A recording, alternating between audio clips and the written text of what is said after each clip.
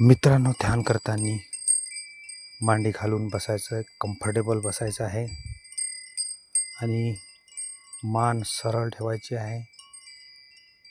आणि मान सरळ ठेवल्यानंतर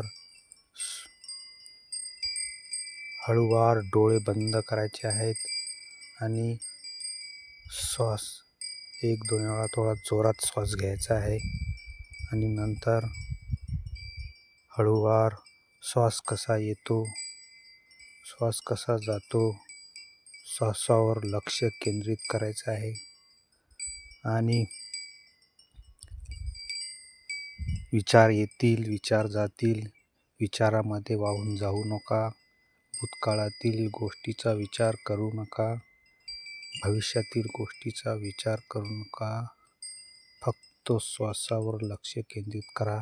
श्वास कसा येतो, श्वास कसा जातो, फक्त एवढंच बघा. रोज 5-5 मिनिटांनी वाढवत जा.